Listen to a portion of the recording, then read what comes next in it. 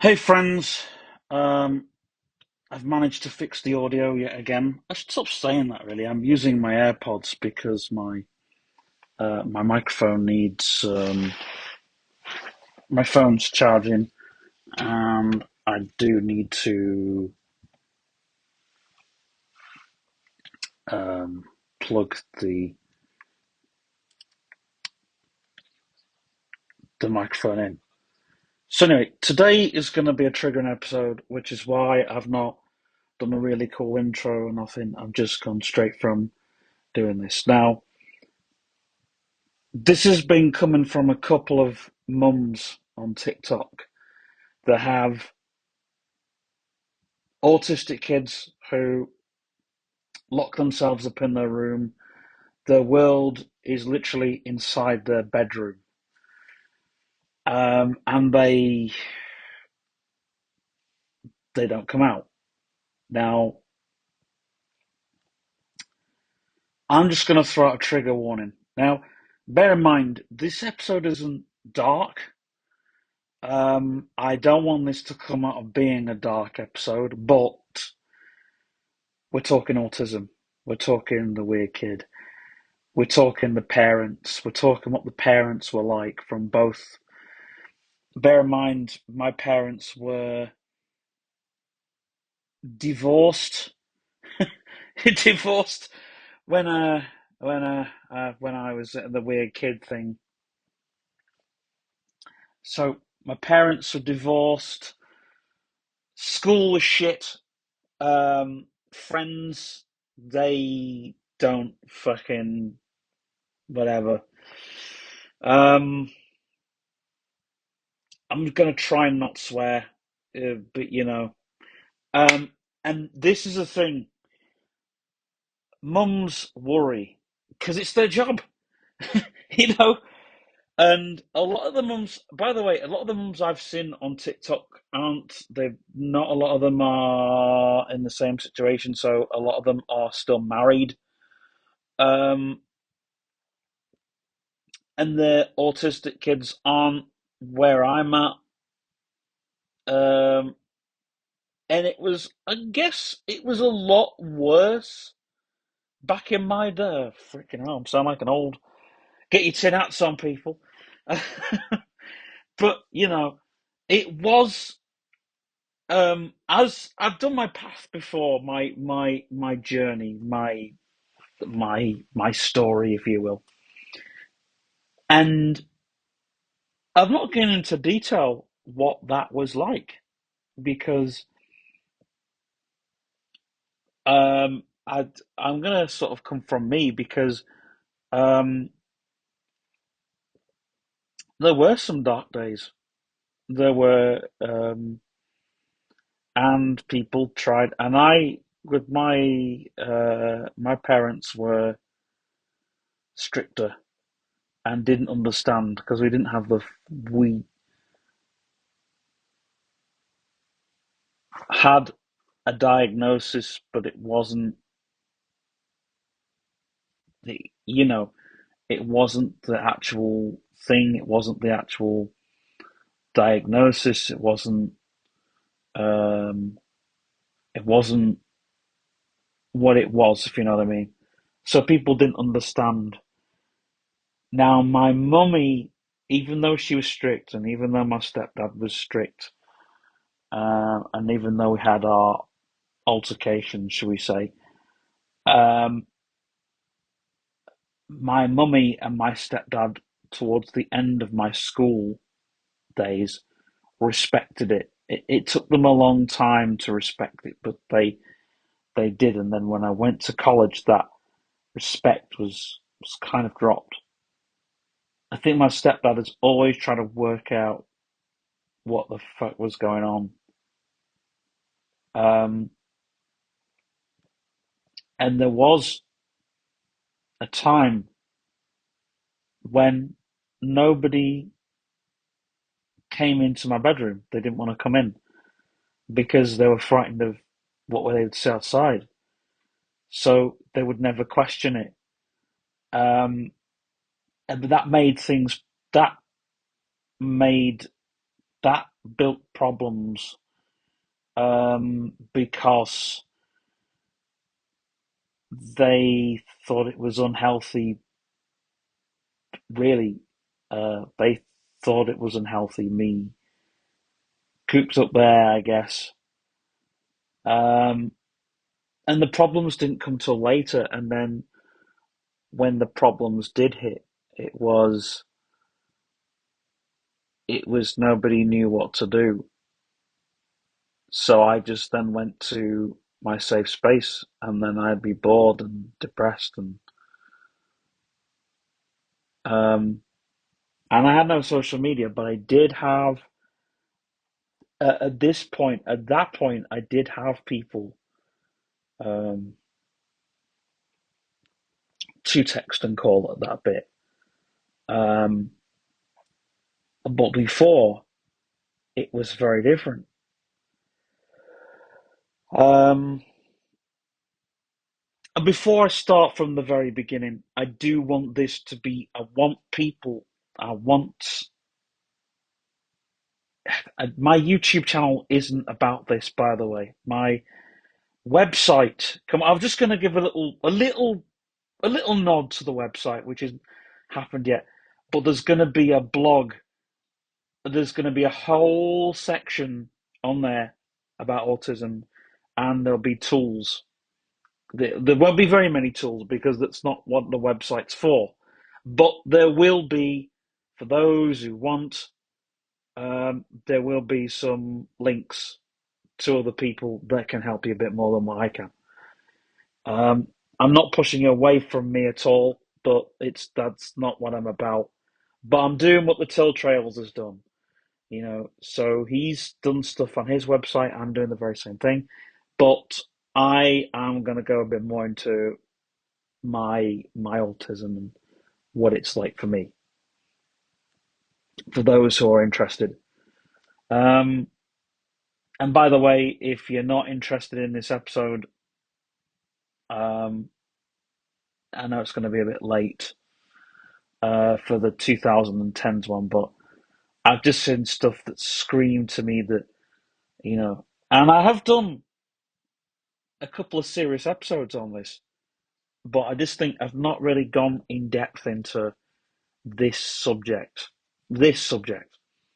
And I remember my mummy talking at the time, and the parents, there wasn't very many people that would discuss about this topic because it was very, and still, I still think it's taboo.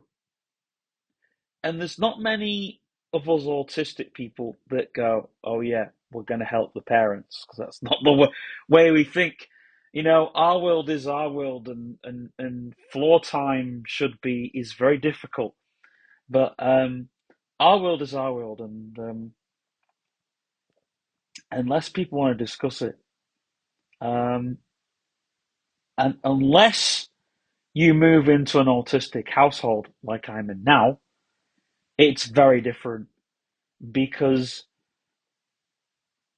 you respect each other's worlds. And this place where I'm living now, I'm going to be discussing on my other channel.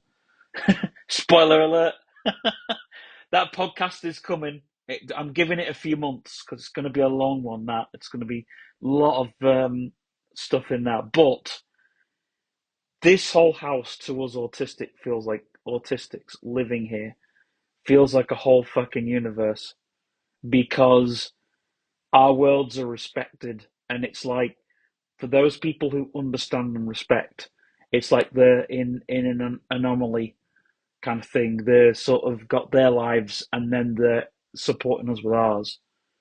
So anyway, that's that's for another thing. But I have to tell you that now. Going back, let's step in the time machine for a minute. I've got no sound effects, but let's just step in that time machine and let's go. Let's take you back all the way to crumbs. Let's go back a little to um, 2003, I think. Well, 2002 actually. Yeah, let's go up to 2002. I had my um, I had my assessment. And in those days, they took you to a surgery for the assessment. And they sat you down in this little room and they'd say, uh, by the way, sir, we're not doctors that look in your eyes and throat. We're different kind of all this bollocks. And then you'd have an assessment and the assessment, and yeah, and that was a whole, I've spoke about that before, but we have to tell that story. So when I got my Asperger's um, diagnosis,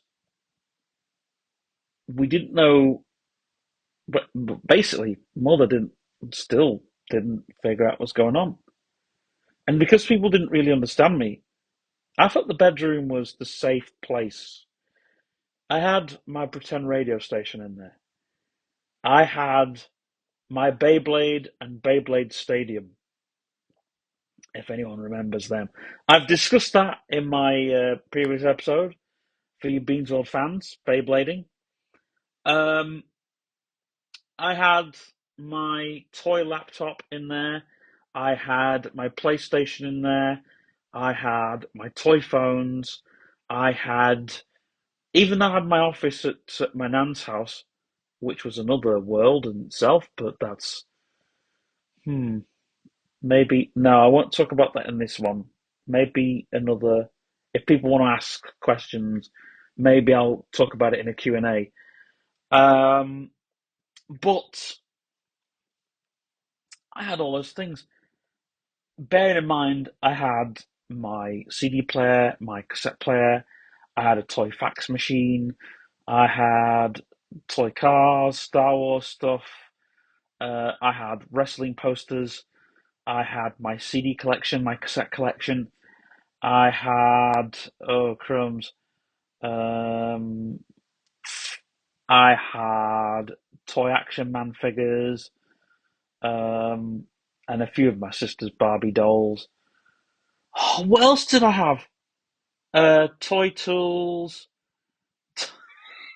Seriously, this was a whole world. There was a whole world going on in that bedroom. There really was. There was building games. There was Beyblade stuff. There was video games. There was Nirvana.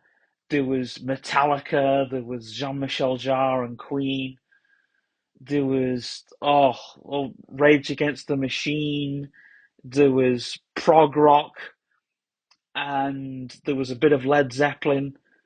And when the parents went out, the golden days of the parents going out, you had the sound system to blast Jartskinton. And yeah, it was just, that was what it was. I think there was a couple of things, there was toy robots and stuff like that. But that was the world, and I would come home and I would go upstairs and I'd have Nirvana on and a PlayStation game on at the same time, and I would have all kinds of amazing things going on. We had there was a game on the PlayStation called Music Creator or whatever it was called, Music 2000. There you go. And then there'd be car games like V Rally. There'd be other stuff, but yeah, it was just a time, a world, if you want, of that. And I had the Nirvana or Limp Bizkit on why I was playing these video games, why I was doing all that, and then um, I'd go down. I would go downstairs. Now I knew there was a world outside my bedroom, but it was just not the world outside my bedroom was brilliant. To be fair, there was no people didn't understand. You know, people didn't really get me, to be honest, unless they saw my CD collection, unless they saw me, unless they spent time.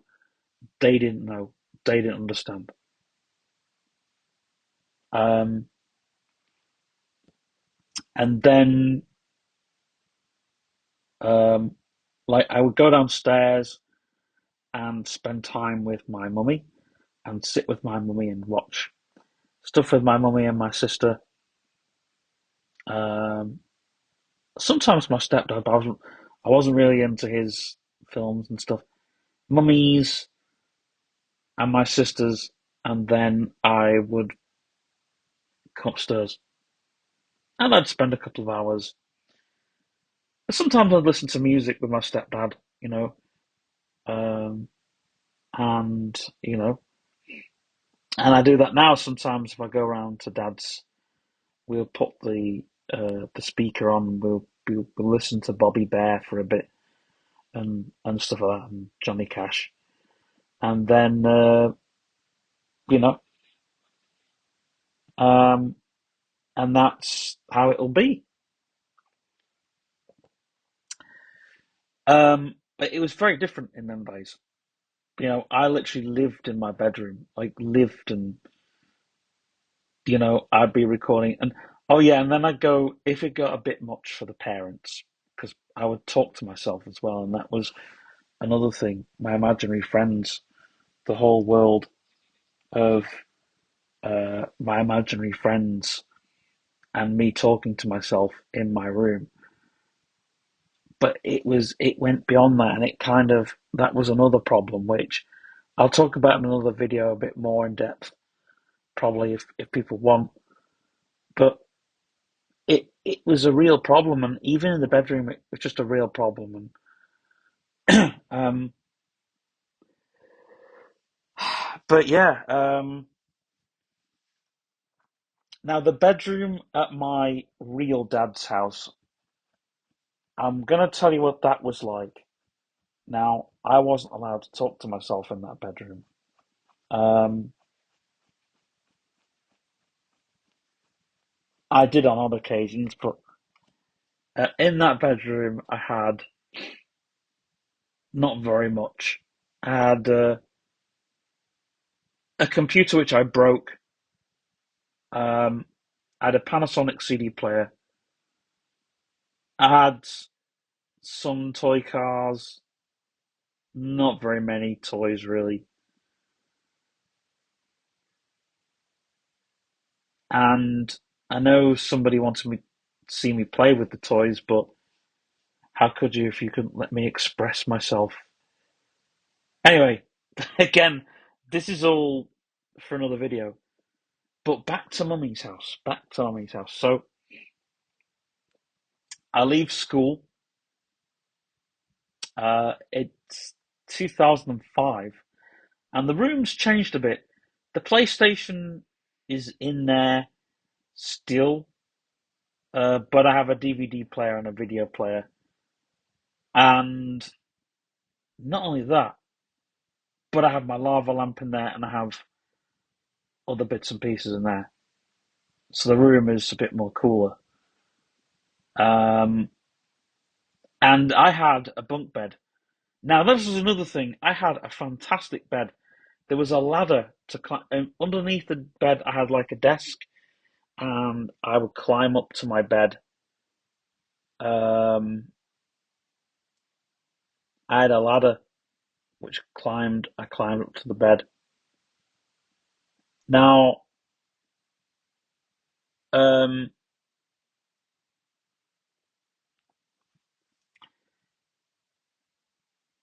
that bed was moved by the door, and I went to college, and the bedroom at college didn't really have a great world inside it. Well, it did. It had everything, PlayStation, everything.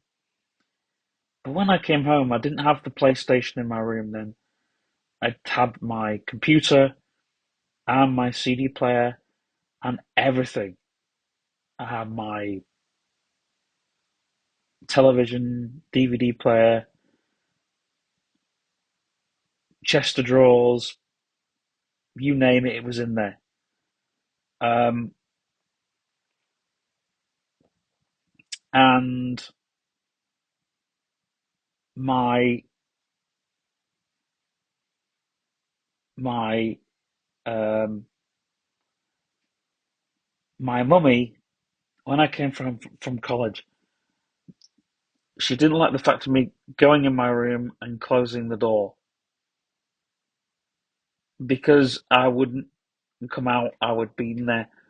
I mean, I came out for tea time, but I came home from college, and the thing that I missed of everything was my PC, my 80 gig desktop, which, yeah, I won't talk about that because that's a very sad story. But and I had my hi-fi and everything, and I came home, and all I wanted to do was sort my PC out because it would literally spend like 2 hours, but I wasn't literally allowed to do that. I had to the agreement was I had to come in and spend I had to see everybody and then go upstairs. But there was one time when it was like a whole day, and I was like, I'm gonna just record and you know, because it was like it was a summer holiday, and um,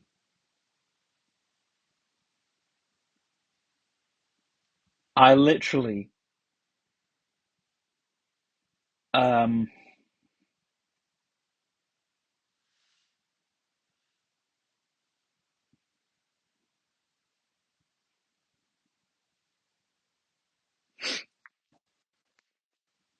like the twins hadn't broken up yet, and I didn't know what the frick I was gonna leave for a week. So I spent the first 2 weeks of my summer holiday on my computer. Yeah, I spent the first 2 weeks on my computer. I don't know what the fuck I did,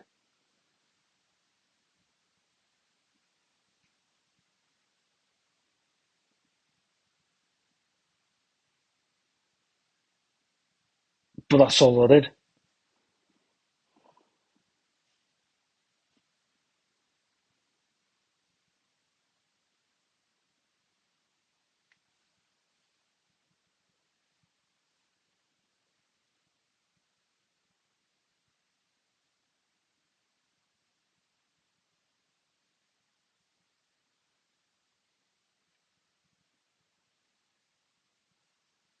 And I didn't do anything more.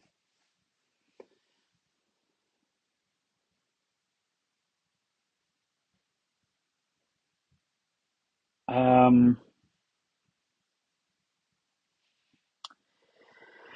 so, and yeah, so I went on the computer and I'd go in the room and I would go on the computer and then my mummy, then I'd go down for tea and spend time with mummy. And I didn't have, I wasn't allowed to, like, I wasn't allowed to get up when I wanted and go to bed when I wanted. Um, However, when I was at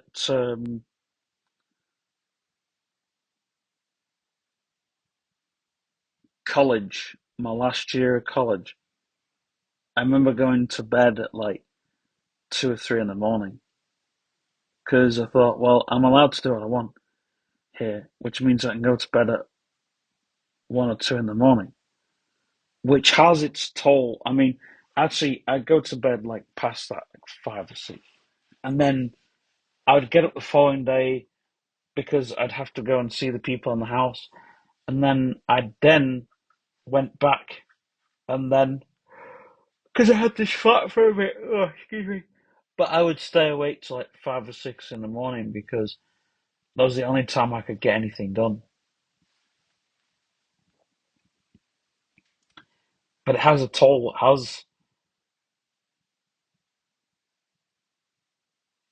It has an effect. You know, it has a it has an effect on you. kind of staying up late. But I left. I left college, and the only place I could be when I was, not college, is in my bedroom. And what could you do in your bedroom? Was, well, basically do everything.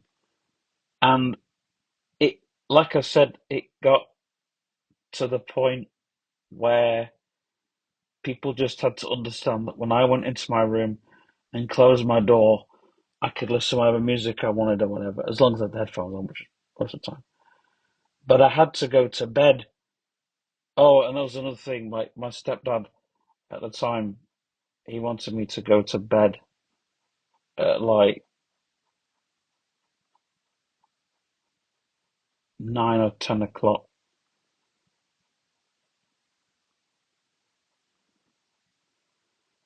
I was once told off because it was like 12:30 at night.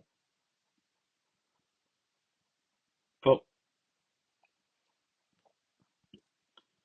you know, we'd go we'd literally we would stay up till about as late as we could really. But um, it wasn't just about that. It was about you know um, creating and doing all the rest of it, and also what my future would be like. I never got into uni. That's another story. But I just thought, well, is the future going to be literally in my bedroom? Is it going to be that? Am I going to be in the bedroom doing nothing? There was no way. There wasn't the information we have now. But um, I still, when I didn't go out anywhere, I still spent a lot of time in my room. Even when I didn't go to town, I would still spend a lot of time in my room.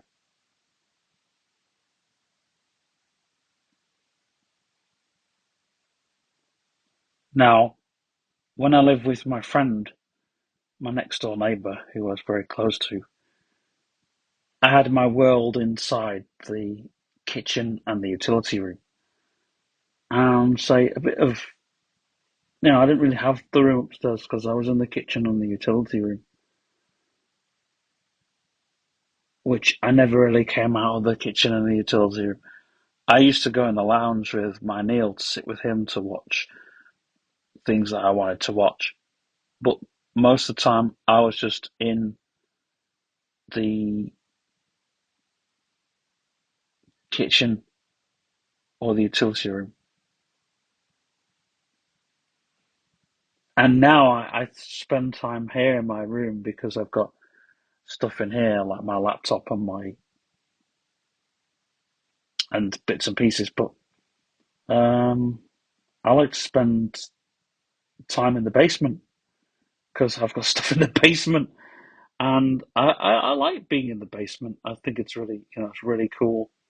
I try and spend as much time as I can in the basement. It's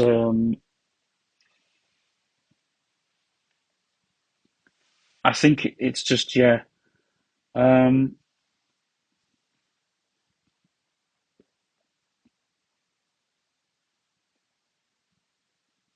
and also I lived in my mummy's basement for quite literally had a room in there. I forgot to tell you. I had a whole world in that basement. I lived in two rooms, the gym room and a little room, which was originally a drum room. And it was a fantastic room. Now, I've just got to add that, you know, I felt very safe. and very comfortable in that basement.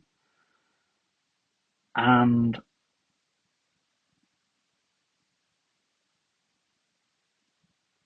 you know, and I think you have to not coax the kids out the bedroom.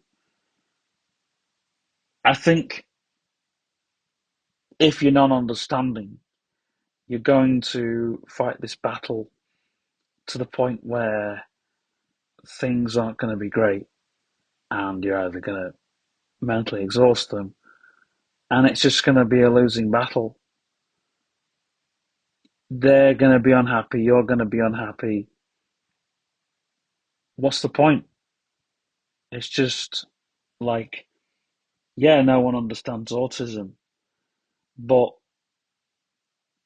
like they only thought that I was blind. They never thought that I was autistic as well. So this whole subject matter, if I have to give advice, the advice would be this: you know, you have to just allow what's happening. We've got technology now. I know a lot of the bad stuff about technology, brain rot, and AI and all this. But in actual fact, the world can be brought to them. The whole the world can be brought to them. Um, I mean, um,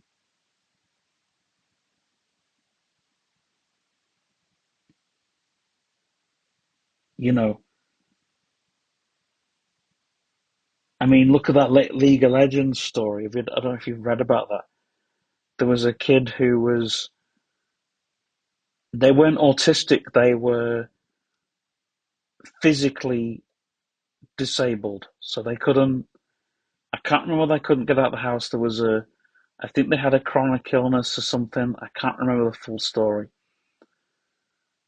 And these parents didn't think this kid had loads of friends, right? After they died, there was a funeral. There was like, I think someone got to his computer and they found how many people he'd been in contact with, and they invited him to his funeral. There's like a documentary on it.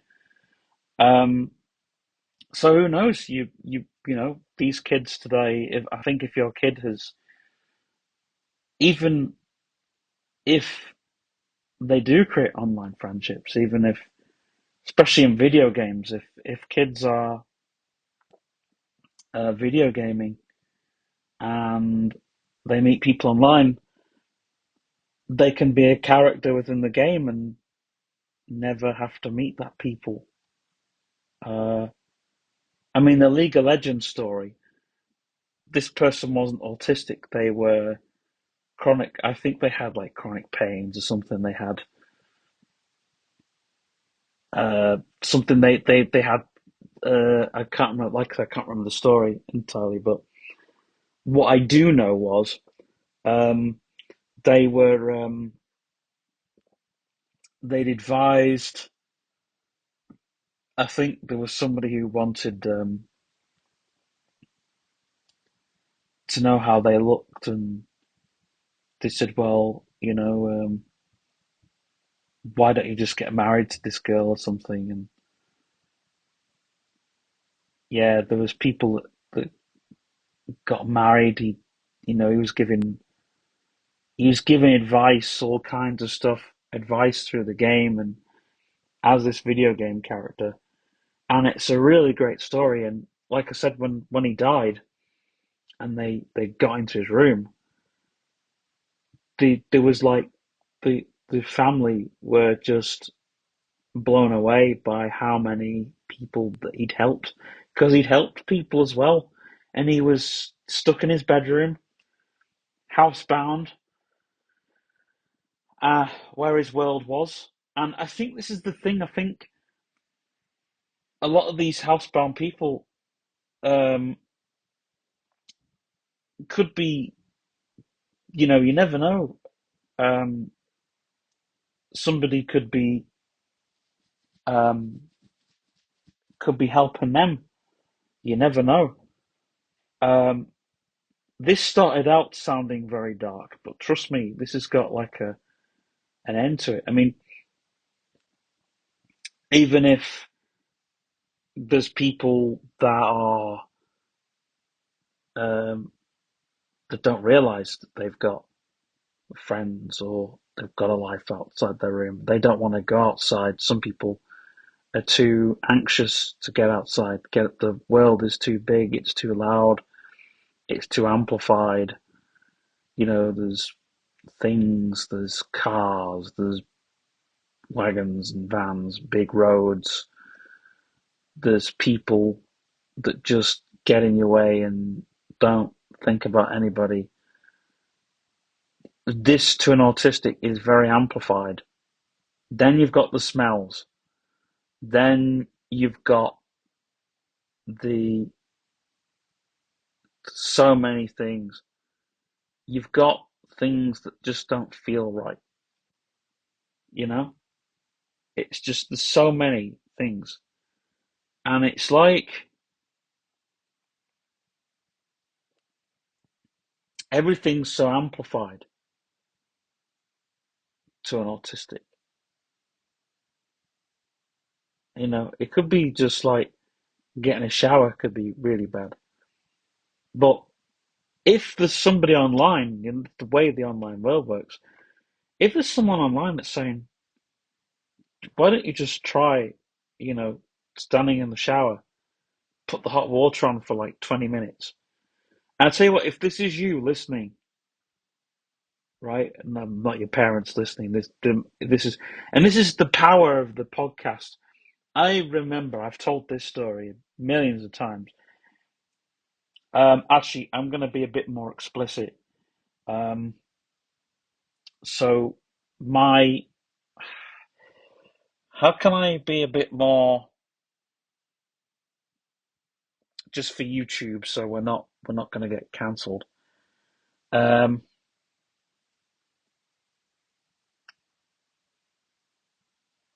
let's just say I wanted to enlarge my finger, right? I think we'll be all right with that, won't we? Um, you know, um, you know the thing down there, but we'll say my finger. you know, you know what I'm on about, right? And they never taught this shit in PSHE. Um, and I was thinking about enlarge and luckily I had a really nice nurse who said, "Oh, don't do that, don't do that." I had a couple of people saying, "Don't do that." Anyway, I turned the radio on, and it was Kelly Osbourne, and somebody had put this suggestion in, and she's like, "Oh no, no, it's gonna you'll damage yourself by doing that." And this other woman, the producer, was going, "Yes." And some of us women don't like big fingers. They they hurt. Yeah. So I found that quite funny, but also I found it quite personal because that was something that nobody was telling me properly, or if they weren't telling me the reasons why. And I just thought, wow, this is powerful. So I hope this is powerful. I hope this is reaching out because it's difficult. I understand how that was me one time, the world being quite big and like going out on your own. That'll be another episode. But going out on your own, it once you achieve it, it's amazing. But the thing is, everyone wants you to do it in big, huge steps. And that's anything. That's not just going outside, but moving out of the home. That's a huge one. I've done that on my other channel, but it's a big one. It's a big step, and yes, I've done it. But um, it's taken me 20 years. Well, I'll say it's 20 years. I was, 23 I thought about it originally. I'm now 37. The maths isn't very brilliant, but you can see it was about, say, I'd say about 12 years, 13 years. Um, yeah, so 12, 13 years is a long time, and it may look a bit more bigger, but the thing is, if I can say to you, you can do this, you're not going to do it, you're not going to do it like, and this is the thing. A lot of people online think, yes, you can do this if you put your mind to it, but I'm not saying that.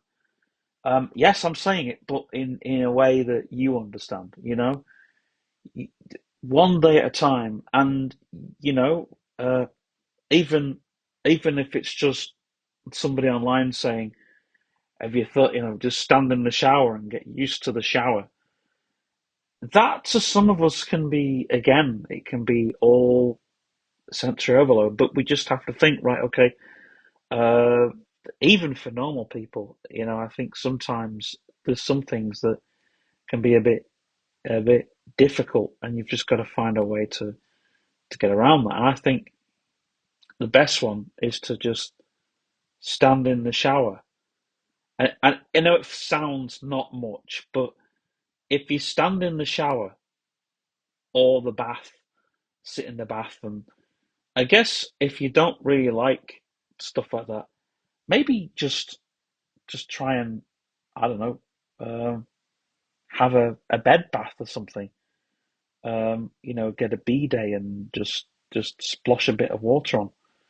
They do that in hospitals. You know, sponge bath, or you could do the whole festival thing, wet wipes. But if wet wipes are, I mean, there's some wet wipes that I absolutely love. The ones that are really nice and soft. The what are they called? The ones that women use. They're like makeup wipes, but they're not. But they've got a really nice smell, but they're not facial wipes. You can actually get away with using them. People use them in festivals, and they're really nice and soft, and they've got a lovely texture, and you just, they're just lovely, and they don't make you feel sticky or anything like that. They're just lovely. Um, and um, but I'd say, yeah, get used to shower. Just the water, just you don't even have to step in the shower. Just get the flannel underneath, and just do it bit by bit. There's ways. There's it's just little baby steps. It might even just be turning on the shower and listening to the shower, um, the trickle of the water, getting used to that. It's just one of those things, It's just doing it 1 mile an hour, you know. Um, it might be something that you like, might be a video game character, that might coax you. I don't know. There's all these kinds of things. There's so much, like I said, so much technology, and if you can just input that into so many things and just try and do it in a way that's, you know, and like I say, you may think, this is really small, but it's like moving mountains, like even something stupid as making cereal, you know, I'm talking to the parents here, but just making cereal, for some people, that's a massive. Trust me, I've been there myself, so I know what it's like. And it's a big thing, once you've made cereal, you think, wow, yeah, I can make cereal here. So when people are not in, I can at least pour some cereal in a bowl. And that's at least I've got food. Or, putting bread in the toaster. There's so many things. For some people, it might just be going outside the front door. they're not. I'm not talking going into the street, walking out the gate per se, but just getting out the front door, just walking outside the front door. These are things. You walk outside the front door, and then you just, I don't know, it might be the next day, it might be walking to the gate. There's all these things, and literally, you're moving mountains. You're moving mountains each time. But you should always remember that you have, your safe space, what it is, and what it means to you. Because for me, um, my safe space is not just my bedroom, but the basement and the kitchen. I've got three safe spaces now, and um, there's the back room, but I only go in there when I'm filming and looking at YouTube videos because I need to have a TV to watch YouTube videos on. And I call that the work television. It's the one that the kids use, but um, it's the work one because I watch all the videos on it and make sure they look all right sometimes. Um, so yeah, I do a lot on that. But yeah, I tend to do a lot of filming in there. Um, but it might be different. Like the old safe space was just my bedroom or the kitchen, the utility room back in the olden days. But these are little things, you know, um, and it might be for some people, it might be their flat. If they live in a flat, or they might have just moved out and they live in a flat. Um, for some people, it might just be their bedroom and they might not feel safe anywhere else in the house.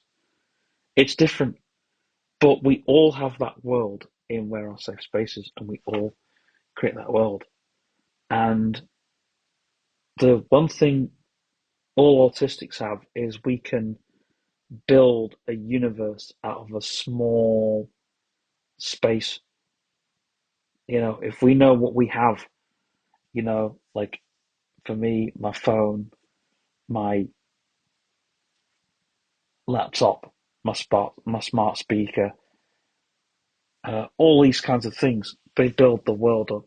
And, as long as we've got music and YouTube and social media in a way, I know there's so much negativity around it, but there's so much positivity as well. And if we can talk to people through whichever way we can, then that should be a way, I think. Um, and yeah, and obviously, if we can help more, then that's obviously because I tell you something. It'd be great if someone turns around and said, that Beans World 77. That's what helped. That's what helped me. That's what gave me the advice on doing X, Y, and Z. Um, because you know, and the video gaming industry now is trying to go down that route of helping people subliminally, um, and they're trying to go. A lot of these retro game people, they're trying to build. Some of them are trying to build games. I know that um, the guy who was responsible for Wipeout and that, he went to EA and realized that people that really enjoyed Wipeout, trying to make games that people can go into that world and guess that's where people can just sort of rebuild the universe, I guess. Um,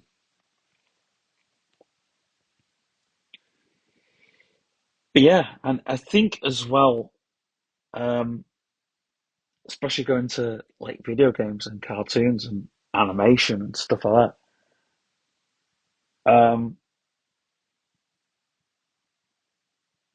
I think VR is amazing.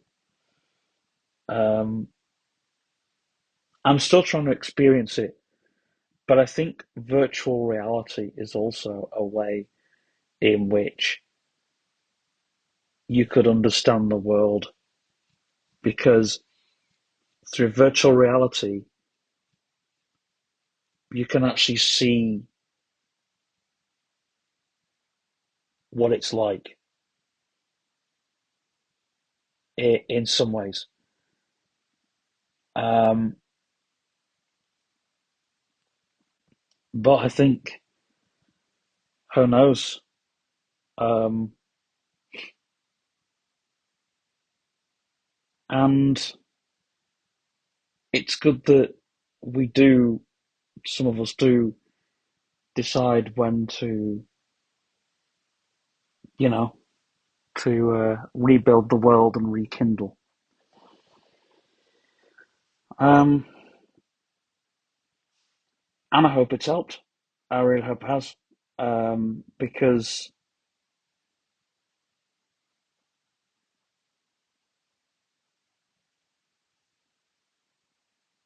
advice is very difficult to give um, as an autistic because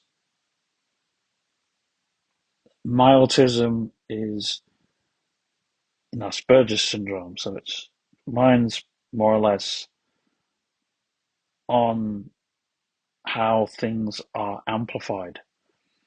I don't I don't mean necessarily sounds and things, how things feel or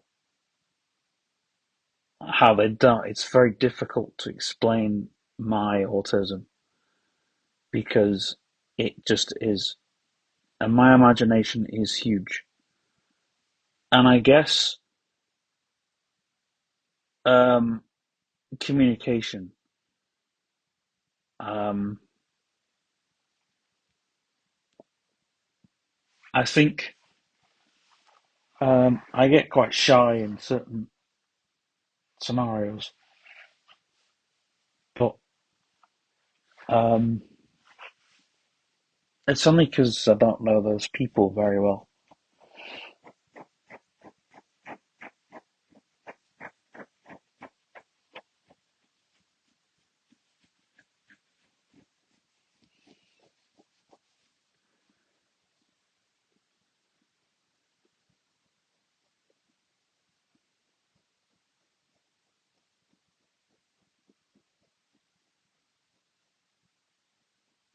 But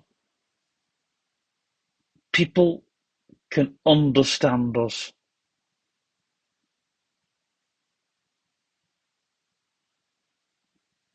you know. Um,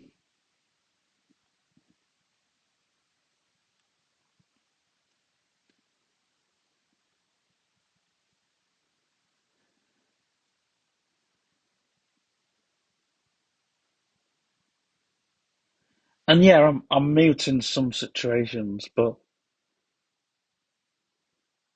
if you speak to me, I'll speak to you. Pretty simple. It is pretty simple. Um,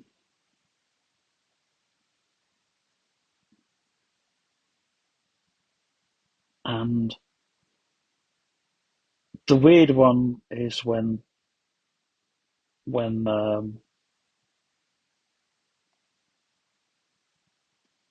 someone's trying to help you.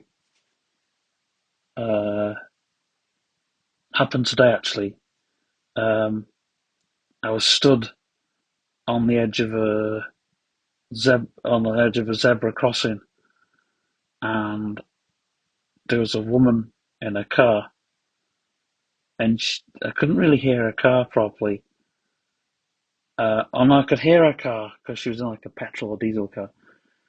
But I knew she was on the left,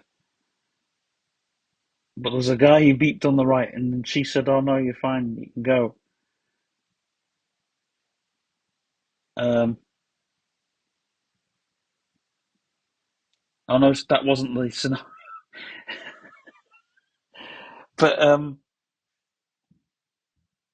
the scenario, sorry, was the other day, um, and I was in the Premier Inn, and the breakfast woman gave me the menu, and I said, "Oh, sorry, I don't know which table." But she spoke to me, you know. Um, she obviously knew I had a tongue in my head, but it's the thing. It's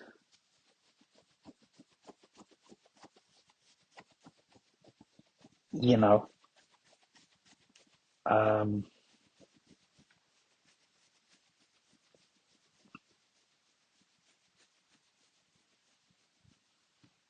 it's one of those things, and I think um,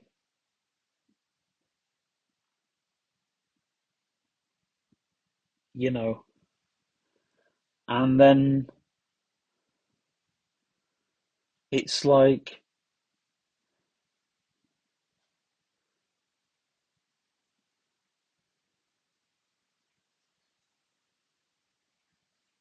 I guess if you want something or you want to express something or you want to feel like something, um, the only way to do that is to speak to them or acknowledge them.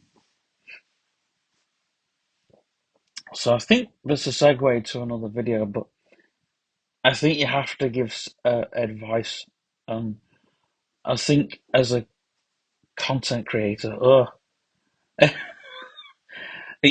as someone who does podcasting and YouTube and stuff, I think my responsibility is to say to you is to don't push it, don't force it. You know, there could be the backing a rat into a corner situation for some. In other words, um, for some people, it could be violent situation or aggressive situation, which you don't want, or you could burn the person out. Um, the best way to do it is to just allow it to happen. I know you might think, it's bad parenting, but the best thing to do is you've got to praise, but not overpraise it, because then they'll just go back. But the best thing to do is to go is to you know um, is to try. Don't stop trying. I don't. I'm not saying don't stop trying, but you have to sort of hold back a bit. You know, you have to think what's the way you can do it, and then if and don't try and please the parents. Don't try and please because at the end of the day, it's going to be hard work doing that. Just do you. That's what I'm saying. Just do you. If that's where you feel safe, that's fine. And, because we all have different danger zones. Everybody has them. Even normal people. Freaking hell. I'm using that word. But yeah, I think there's a lot of normal people um, that have um, danger zones, I guess. Um, and people do ask me like certain things, and you know, like there's some things I run towards, and some things I run away from as an autistic. And sometimes there's just things that I'm pretty, pretty, because I've done things for a while or for a certain limit of time, it never leaves you. Never ever leaves you. And,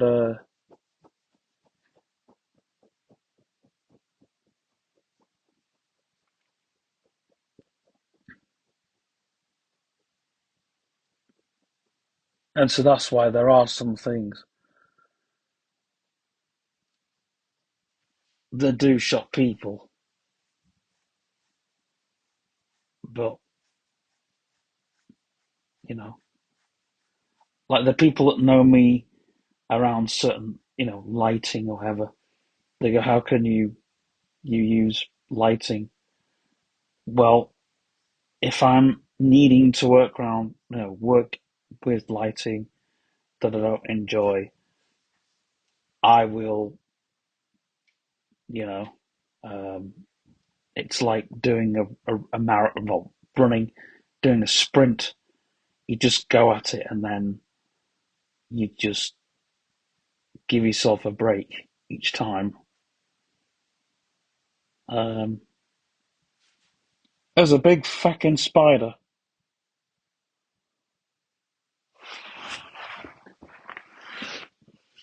It's going out this room. Get out!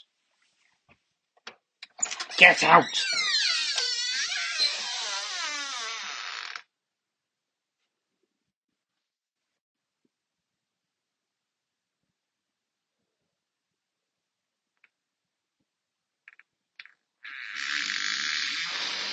Sorry about that. Spider has gone.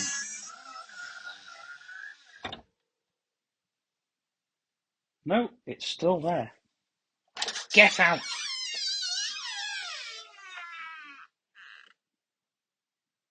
Oh,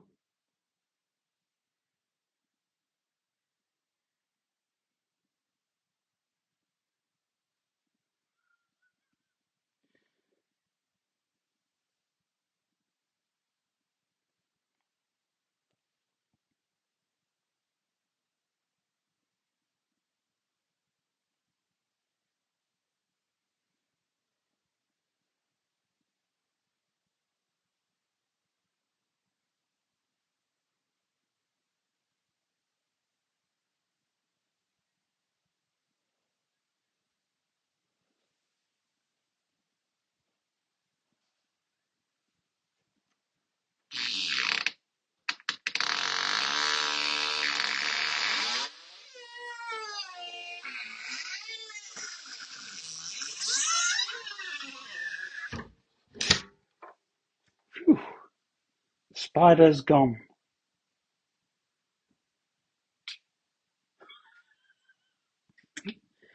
It's overstayed its welcome.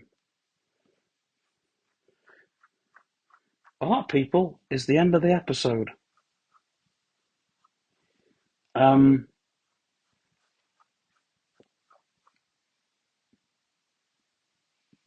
please subscribe to the channel. It would really help.